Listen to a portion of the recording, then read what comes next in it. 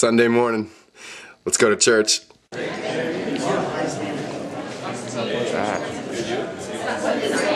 and dirty.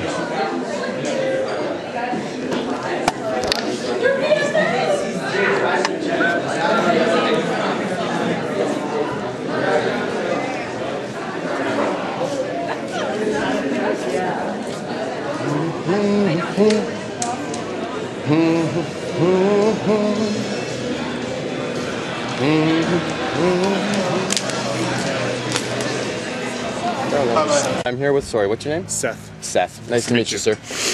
Just a quick question. Faith. It's a big thing today. Why is faith good?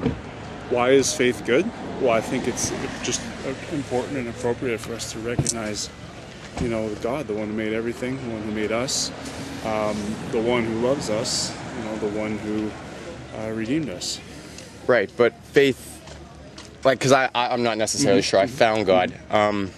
They tell me to take it on a thing of faith, to, even though I can't feel the effects of God or that I don't know that He's there, but just to strengthen my faith, to, Right. it's to believe in something without proof, and I'm just trying to get my mind around that. I'm not sure how that's a good thing. Well, I understand what you're saying. I would say you can feel the effects of God, I guess, but the thing is, I think it's kind of a vicious cycle. If you don't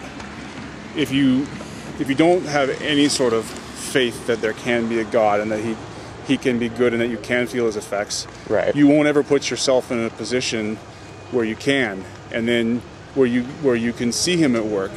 And if you never extend yourself, see Him at work, then you never build any faith. Like, it's sort of a vicious cycle. Almost to have faith, to have more faith. Exactly, because when you trust Him enough, then you'll do something maybe a little bit crazy you wouldn't otherwise do. It's like, you know, and then you'll see Him at work, and then suddenly you'll say, hey, maybe this isn't as crazy as I thought it was at first, and you trust Him with a little bit more, and your faith can just grow. It either builds or it falls, I think. Right, because they warn about backsliding. I hear that a lot, that, right, you know, the people who repent end up just going right back to whatever they're into or from or whatever. Sometimes, yeah. I think.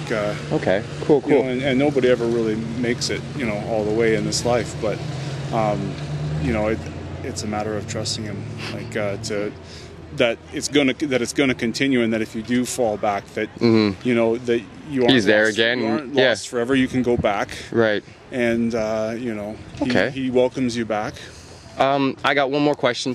I'm always confronted by Christians who say, you know, what are you doing for Christ? You have to live your life in accordance with Christ and in the rules He set forth. And me, along with many others, say, well, we don't necessarily want to do it Christ's way, but we want to do it our way. We just, you know, it's not as harmful, but we just kind of want to just do things the way we are. We're cool the way we are. And, you know, my mother and others will tell you that, you know, you're not just living life your way, but you're actually living in accordance with Satan. You know, it's like if you're not following Jesus, you're following Satan. And so I don't want to, you know, follow Satan. You know, I'm having a bit of trouble following Jesus. Is that not a black and white issue, that if you're not following one, you're following the other? I don't know that you're necessarily actively, you're not obviously intentionally following Him. Okay. But I think the thing is, and you know, I look at it kind of from the perspective of the end, right? The end of time. If you're not under God's protection, you're at the mercy of whatever else is out there. Okay, like, I yeah. guess, and this is maybe deeper, you know, theological waters than I should go into, in terms of what I know for certain and everything. But you know, people say, why does God want to throw people into hell? I don't think He does want to throw people into hell. He's made a way for people, you know, out to of escape. that, yeah. And if they don't take that way, then hell is where they end up. Okay. Right? It's not that. It's not that.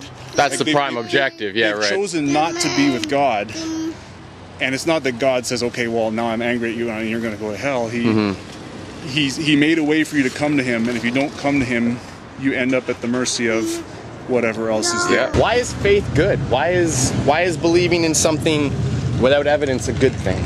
Because you have to have something that has a purpose for your life other than just making money and just living. So living life as set forth with material success. It's not enough. It's not enough? I think most people reach a stage in their life where they have to have something more. For some people it happens early. But a lot of people it happens later in life. But it's a faith thing. This looking for something else. I'm constantly saying, you know, I've looked for it, but I don't feel it. And they say, well, it's a faith thing. You're not supposed to feel it. I believe you feel it. You feel it? I believe you feel it. I believe you keep asking. Okay. And then you feel it. So you will actually get evidence of the positivity of believing in something without evidence? As I said, I believe you have to feel it. You have to keep asking. I think I'm not one of those people that just advocates faith without feeling it. I believe that you have to have a relationship with God. Okay. And a relationship doesn't exist unless you keep asking and then you feel it. Until you work on the relationship. Yes. Okay, Yeah. I gotcha. And there's lots of people that do the the dutiful going to church and everything. Okay. But they don't have that relationship, so I don't think they have a full faith. They have kind of like an empty faith. Right. It's something that grows, but you got to be. I had somebody else say that to me too. You got to make effort. Yeah. Like it's not just one of those, read the Bible and that's it. You got to ask. Okay. You have to fill yourself. Yes. Okay. Absolutely. I guess that brings me to my second question. I'm constantly approached by people saying, what have you done for Jesus lately? And I say, well, I don't necessarily follow Jesus. And they say, well, you're going to hell. You're a minion of Satan. And I say, well, guys, I'm not a minion of Satan. I just want to live on my own instincts, my own willpower. I'm cool with Jesus. Jesus had some good ideas, I guess. It's just that I don't really want to follow Jesus. And they say it's a black and white issue. You're either with Jesus or you're supporting Satan. What is your take on that? I'm not one of those die-hard people. I mean, I would love it if you were a believer of Jesus 100%. Right. And in that respect, some people are black and white. I'm not. I believe in a loving God. I mean, I can't come to terms with the fact there's lots of people in the world that haven't heard about Jesus. So if you buy into the black and white theory, then ultimately when the world comes to an end, then those people would automatically go to hell. And I don't believe that. Yeah. I don't believe in that. I do believe in a loving God, and I believe that ultimately everybody probably will come to believe in Jesus just before the end. So you don't think very many make it to hell? Doesn't Jesus say only 144,000 will make it into heaven? No, absolutely not. Doesn't it say that in Revelation? No, he talks about a remnant. That's a different thing altogether. Oh, okay. That's a remnant during the end times, the last days. Okay. Do you think we might be in the end times or close to it? In the end times, absolutely. Absolutely, yeah. How do you think it'll end? I think it'll end according to Revelation, which seems to buy into the theory of some kind of nuclear war. Yeah. Like there's going to be, it talks about wars, threatenings of wars, people worried about the economy, financial times, people warring amongst themselves. Balls of fire falling from the sky. Which, right. And given the time the Bible was written, obviously they couldn't say nuclear war. No, but right. I think that's what it is. Revelations was just pictures interpreted with what they knew, yeah.